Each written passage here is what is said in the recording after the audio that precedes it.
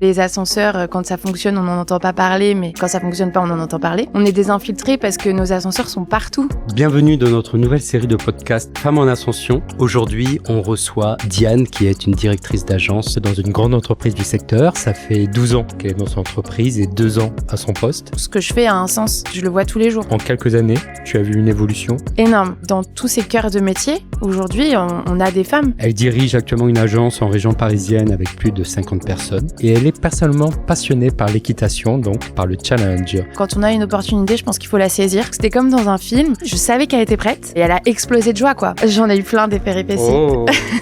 J'ai adoré échanger avec elle sur la notion de transmission, d'expérience, de diversité des métiers et comment décomplexer les femmes pour rejoindre le secteur de l'ascenseur. Pour retrouver toutes nos interviews, rendez-vous sur Spotify, Apple Podcasts, YouTube, LinkedIn et sur le site de la fédération ascenseur.fr. Bonne écoute.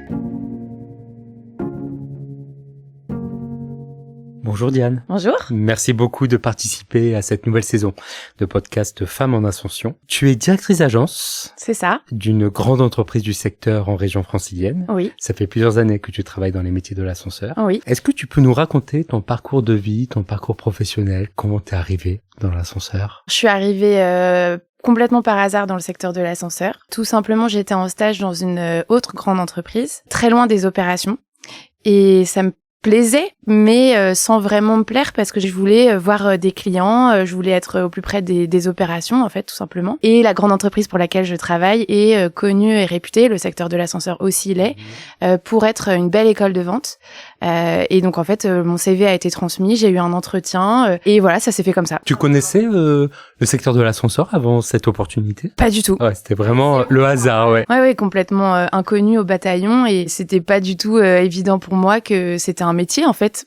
D'accord, On n'y ok. pense pas du tout au secteur de l'ascenseur, parce qu'on le prend tous les jours, mais on se dit pas qu'il y a des petits bonhommes derrière ou des petites bonnes femmes comme moi. Donc non, complètement par hasard. Et puis, en fait, ça a été ma première expérience professionnelle, et j'y suis encore. Depuis que tu as commencé dans cette entreprise, tu as gravi des échelons. Ouais, Et tout à fait. quelles étapes pour en arriver à être aujourd'hui directrice d'une grosse agence quand même? J'ai commencé commercial, ensuite j'ai été au niveau du siège à la direction des clients nationaux, responsable de gros contrats, donc travailler avec toute la France. Ensuite j'ai été chef de vente. Et puis, depuis 2 ans, directrice d'agence. Et pendant tout ce parcours, tu as été accompagnée comment par l'entreprise? Énormément de formations dès le début, en fait. Quand on arrive dans mon entreprise, il y a un gros parcours de formation pour les commerciaux. Beaucoup de formations aussi sur les formations transverses, en fait, le management transverse, parce que c'est quelque chose qui est à part, en fait. C'est pas du management, mais on doit quand même demander des choses. On travaille avec plein de gens. En même temps, un accompagnement particulier pour bien communiquer et être aidé, quoi. Tu avais cette double appréhension quand tu as démarré dans l'ascenseur. Un, c'était de rentrer dans un secteur que tu connais absolument pas. Ouais. Est-ce que tu vas vite te comprendre? Et deuxième chose, est-ce que tu avais aussi cette appréhension dans un secteur industriel d'une approche très masculine? Et finalement, cette double appréhension, j'ai l'impression que tu les as facilement dépassées car bien accompagnées. Oui, alors j'ai été hyper bien accompagnée. Après de l'appréhension, j'en ai toujours. Une femme, elle va avoir tendance à énormément douter sur ses capacités à faire son poste d'après, etc. C'est quelque chose sur lesquels on a été formé. Pas du tout d'appréhension sur le fonctionnement dans un monde masculin, pas du tout. Et la partie technique non plus, parce que les techniciens, les managers de techniciens, etc. sont toujours, que tu sois un homme ou que tu sois une femme, ils adorent leur métier, donc avec passion, ils te le transmettent et ils t'expliquent la partie technique. On parle de difficultés plutôt de péripéties. De péripéties, ouais. Tu en as eu, manifestement? J'en ai eu plein des péripéties. Oh, tu nous en cites quelques-unes. Et surtout, Oui. comment tu les as surmontées? Ça a pas été tant en interne, en fait, au démarrage. C'était surtout la partie client. Il y a plein de rendez-vous clients qu'on fait où on vient justement avec un manager chantier, donc quelqu'un qui est technique. Et puis, en fait, la personne, le client, vous regarde pas, en fait. Donc, il fait comme si vous existiez pas. Parce que t'es une femme. Bah oui, du coup, j'y connais rien, en fait. Ah oui, d'accord. Donc, on se sent un peu démuni. On se dit, mais coucou, j'existe. Enfin, c'est comme si vous allez avec votre conjoint ou chez un garagiste. Ouais. C'est votre voiture. Mais le garagiste, il va regarder votre copain. Oui, c'est exactement ce qui s'est passé. Voilà, c'était exactement ça. Donc ça, je l'ai eu plusieurs fois. C'était assez perturbant. À nos usagers, les femmes sont aussi compétentes que les hommes quand vous les avez les yeux dans les yeux. Voilà. Premier message. Voilà, c'est ça. En fait, je pense qu'il a fallu montrer un petit peu plus qu'on était dans la technique. C'est toujours vrai, ça? Ou ça a quand même un peu évolué? Non, maintenant j'ai un statut qui est différent. J'ai un âge qui est différent, j'ai une prestance qui est différente. Enfin, j'espère. J'espère que j'ai évolué. On est tous d'accord. Le charisme est là, c'est parfait. Mais c'est vrai, quand on voit, j'avais 23 ans quand je suis arrivée dans ma grande entreprise. Donc oui, j'étais jeune et effectivement, c'était marqué sur ma tête que j'avais pas que j'étais pas technicienne, donc j'étais pas technique quoi au démarrage. Donc je pense qu'il a fallu montrer un petit peu plus, démontrer qu'on était technique, qu'on s'y intéressait. Par contre, une fois que la confiance client était là, elle était là, elle est là pour toujours. D'accord. Donc peut-être au démarrage ça, et puis après c'est très fluide. Et à l'inverse, j'avais des clients qui parfois sont pas contents parce que les ascenseurs, quand ça fonctionne, on n'en entend pas parler, mais quand ça fonctionne pas, on en entend parler. Et les clients nous appellent pas pour dire que ça marche. Donc ils nous appellent surtout pour dire que ça marche pas. Et donc il y a des clients, je le sais, qui commencent à s'énerver et puis ils voient que je suis là. Enfin quand j'ai commencé, qui me disaient non mais c'est pas contre vous. Et c'est vrai que je pense que les clients sont peut-être plus doux avec une femme. Donc ça c'était un peu plus facile de ce côté-là. Qu'est-ce que tu aimes dans le secteur de l'ascenseur? S'il y a une idée précise en tête, partage-la nous. Et dans ton poste actuel, je rappelle, tu es directrice d'agence, poste de management par excellence, de la hauteur. Tu es confronté à une diversité de métiers à gérer, humainement, techniquement, commercialement, professionnellement.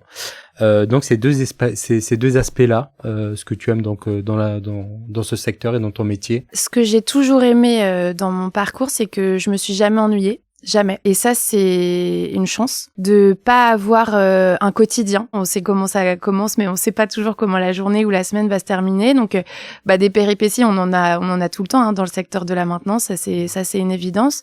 Après, ce que j'aime aujourd'hui dans mon métier, c'est que c'est extrêmement riche. Je dis souvent que nous, notre profession, on est des infiltrés en fait, parce que nos ascenseurs sont partout.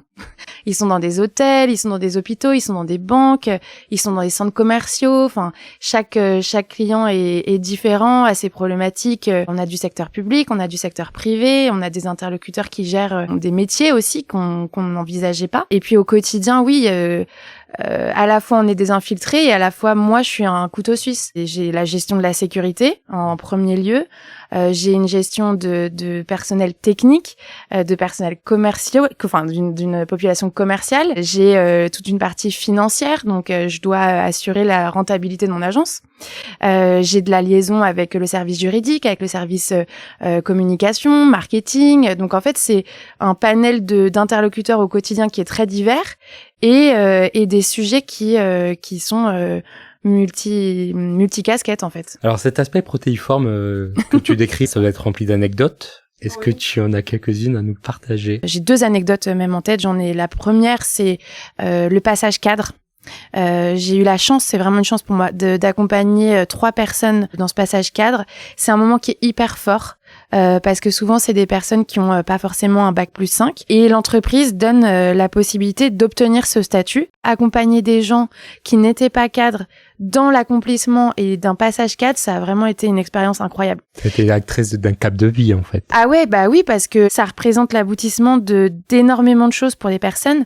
Ils rentrent dans leur famille en disant voilà, papa, maman est cadre. C'est des moments qui sont très formels parce que c'est une vraie commission, ça passe par des personnes extérieures, puis des personnes internes, les RH, la direction régionale, etc. Donc oui, il y a un cadre très formel et le moment où on dit telle personne, tu es passé, c'est bon, on valide ton passage cadre, c'est un moment qui est extrêmement fort. Puis j'ai aussi énormément d'anecdotes, mais j'en ai une qui est en tête et je pense que c'était quand je commençais mon expérience de manager, j'avais un énorme rendez-vous avec des personnes très importantes au niveau du syndic de copropriété pour une énorme somme d'argent de travaux, en fait. Je suis pas allée au rendez-vous. J'ai accompagné la personne, ma collaboratrice, c'était une femme, dans cette première grosse assemblée générale. Je l'ai accompagnée dans la préparation. On avait fait des répétitions. J'avais fait demander à mes autres commerciaux de venir pour faire les membres du conseil syndical pour pouvoir un peu se mettre dans l'exercice. Puis je l'ai accompagnée jusqu'au rendez-vous et puis je l'ai vraiment laissé partir, en fait.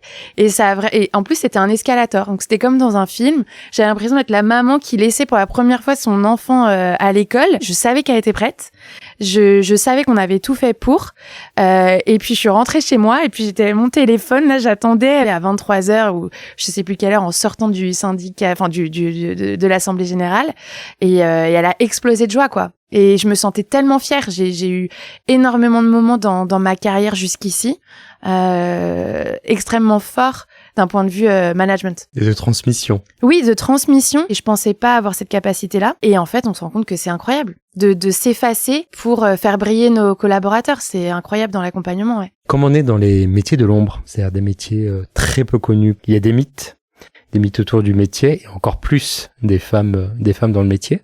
Est-ce que tu pourrais en citer quelques-uns? Je pense qu'il y a un des gros mythes dans le secteur de l'ascenseur qui est que c'est très physique, alors que ça l'est pas. Ponctuellement, oui, il peut y avoir quelques étapes physiques, mais globalement, c'est pas des professions qui sont faites pour Hercule, en fait. D'accord. C'est des professions qui sont faites pour tous et toutes, pour des raisons de blocage intellectuel. On se bloque sur le fait que c'est un métier masculin, alors que pas du tout. Tu as des femmes dans ton équipe? Technicienne? Notamment? Non, aucun CV de candidature féminin, que des hommes. D'accord. Sur la partie technique. Après, sur la partie commerciale, oui, j'ai des femmes. J'ai toujours eu des femmes. Aujourd'hui, j'en ai. J'ai aussi une partie assistana. Donc, j'ai 2 assistantes qui sont des femmes également. Avoir des femmes, pour moi, c'est hyper important. Tu nous dis qu'en fait, tu ne reçois pas de CV de femmes. Comment tu pourrais motiver une femme? Tu as une phrase, un argument? Se sortir de la tête que ce métier du technique en général, pas forcément l'ascenseur, et que pour les hommes. Il y a tellement de métiers différents dans l'ascenseur qui sont pour tout le monde aussi. Il y a également des professions de juristes, de marketing, de communication. Il y a également toute une partie usine, puisqu'on conçoit, on produit des ascenseurs. D'accord. Donc il y a toute une partie ingénierie, logistique. On a aussi un centre d'appel client. Enfin, et dans tous ces cœurs de métier, aujourd'hui, on a des femmes. Alors on va parler de quelque chose d'un peu plus invisible dans ce cas-là, c'est la relation aux usagers, l'apport, faire vivre la cité, faire vivre les mobilités. Au-delà de l'aspect technique qui est évident, il y a aussi l'aspect sens. Est-ce que c'est quelque chose pour toi qui a nourri tout ton parcours, ta motivation? Complètement. Si vous cherchez un métier qui a du sens, c'est exactement là-dessus qu'il faut aller, parce que au bout d'un certain temps, au bout d'une dizaine d'années de carrière, on se pose des questions. Est-ce que ce que je fais a du sens? Est-ce que je suis partie sur la bonne voie? Mais moi, j'ai jamais eu ce questionnement, parce que je sais ce que je fais. Et je sais que ça a du sens, qu'un ministère, un hôpital, qu'on s'inscrive dans la durée, on est là pour les conseiller, en fait, à choisir les bons investissements pour l'avenir, et faire en sorte aussi que nos contrats de maintenance se passent bien. Donc oui, c'est extrêmement important pour moi. Tu as parlé de plus oser. Oui. Que finalement tout est possible. Oui. Dans notre métier. Est-ce que tu as d'autres conseils? J'ai un conseil pour les jeunes filles ou pour les femmes qui travaillent actuellement, c'est qu'on a tendance très souvent à se dire le poste que j'ai actuellement, je le maîtrise pas forcément à 100%, et donc tel prochain poste ou telle promotion, je vais pas aller trop là-dedans parce que je suis pas en parfaite maîtrise de ce que je fais aujourd'hui, je ne peux pas aspirer à mieux. Alors qu'un homme va pas du tout en fait avoir la même mentalité. Il va se dire par exemple moi je maîtrise 70% de mon travail, donc voilà, bientôt ça va pas tarder. Une femme, elle va attendre d'être à 100% en maîtrise avant de se dire potentiellement je peux changer, évoluer, etc. Donc non, quand on a une opportunité, je pense qu'il faut la saisir, même si c'est pas très naturel pour nous. Mais il faut y aller parce qu'il y a des gens qui vous font confiance et qui savent que vous pouvez y arriver. C'est drôle ce que tu dis, parce que ce qui les bride de ce côté jusqu'au boutiste, de pas être à 100%, donc de se brider, de se complexer. Il y a une autocensure en fait. Absolument. En fait, c'est justement pour ça que les femmes ont toute leur place. Exactement. Parce qu'elles veulent être à 100% et on attend d'elles d'être à 100%. On peut les accompagner pour être à 100%. Exactement. Et en fait, on avait parlé du syndrome du prince charmant. On attend qu'un prince vienne nous chercher et nous dise c'est bon, toi t'es ok, viens pour le prochain poste. Sauf que non, en fait, pendant ce temps, il y a d'autres personnes qui tapent à la porte, donc souvent des hommes, D'accord. et qui, eux, n'ont pas du tout ce syndrome du prince charmant. Nous, on a tendance à attendre que on vienne nous faire des propositions, que on vienne nous proposer une augmentation. Il faut se sortir ce syndrome du prince charmant de la tête. Il faut oser demander, il faut oser parler d'argent aussi. Même si c'est un gros mot pour une femme notamment. Ce syndrome du prince charmant, il faut le supprimer en fait. Si une jeune fille et une femme sont intéressées après t'avoir écouté, oui, et qu'elles veulent venir taper à la porte de ton agence, quelles compétences tu leur demanderais d'abord? Quel type de formation devraient-elles suivre pour être ensuite accompagnées dans leur évolution technique, carrière, etc. On a plein de profils qui sont très différents. On a des personnes qui travaillent dans l'automobile par exemple, qui se sont reconverties. J'ai quelqu'un de chez moi qui était ambulancier auparavant, donc rien à voir. Il faut avoir, je pense, sur la partie technique, vraiment une appétence quand même et une curiosité. En fait, c'est toujours la même chose, c'est la curiosité du travail, et aussi j'attends des personnes qui aiment le client. Parce que un technicien ou une technicienne, ils ont une vie assez autonome en fait. Ils ont leurs propres ascenseurs, ils entretiennent leurs ascenseurs, ils ont leurs clients. Et donc la première image qu'ils vont donner, c'est la nôtre. Il faut aussi avoir le goût du client. Du relationnel. Du relationnel, bien sûr. C'est hyper humain comme métier. Je pense qu'il faut tester pour comprendre. Moi, j'ai pas une personne dans mes équipes, notamment des femmes, qui étaient déçues ou qui étaient mal accueillies ou qui se soit sentie mal par rapport au fait d'être une femme.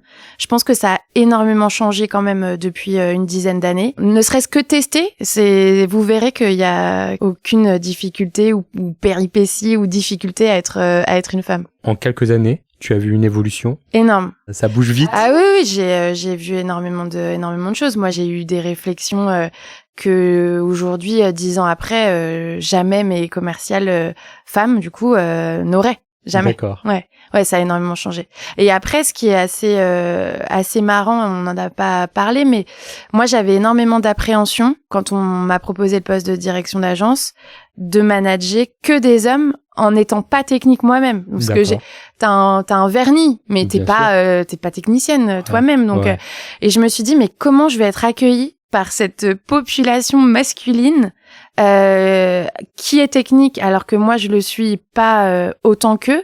Comment je vais être? Est-ce que je vais être bien accueillie, respectée? Tu parles de légitimité en fait. De légitimité, je me sentais absolument pas légitime. C'est toi qui te sentais pas légitime ou t'avais peur que ces hommes-là ne te sentent pas légitime? Ou les deux? Alors, je me sentais légitime parce que j'avais des exemples de femmes qui étaient déjà directrices d'agence. Ça t'a motivé de savoir que des femmes avant toi ont réussi, pourquoi pas toi? Ah ouais, complètement, ouais. Et j'espère, moi, inspirer les femmes même à l'intérieur de mon entreprise pour qu'elles puissent effectivement se dire que c'est possible. Mais oui, le fait d'avoir connu des femmes qui avaient eu cette position-là, ou d'autres encore plus élevées, m'a inspirée. Et sur la partie direction d'agence, j'avais peur effectivement que mes techniciens notamment ne me suivent pas. En fait, se disent mais qui est cette personne qui n'y connaît rien à la technique? En réalité, j'ai été hyper bien accueillie et je pense que même pour eux, c'est pas la même chose d'avoir une directrice d'agence et un directeur d'agence. Je pense qu'on peut dire nous des choses peut-être de façon un peu plus douce, mais néanmoins quand même ferme quand même, hyper ferme et exigeante. Parce que voilà, on se doit d'être irréprochable pour nos clients. Il y a énormément d'atouts en fait à être une femme à la direction d'une agence. Et donc les appréhensions ont été très vite balayées. Complètement en fait, très vite, très vite. C'est tranchant ce que tu dis. Ah ouais. J'ai eu de l'appréhension. Ouais. Très vite, j'ai vu qu'ils adhéraient, qu'il y avait aucune difficulté et qu'en fait ils étaient aux petits soins et moi aussi. Enfin, la réciproque est vraie en fait. Diane. Oui. Des femmes t'ont inspiré pour ton parcours. Oui. On espère vraiment que ton parcours va inspirer des femmes. Moi aussi. C'est tout l'objectif. Merci beaucoup pour cet échange. Avec plaisir. À bientôt. À bientôt. Si vous avez aimé cet épisode, n'hésitez pas à mettre 5 étoiles sur Apple Podcast, laissez un commentaire sur YouTube et abonnez-vous sur Spotify, Femmes en Ascension.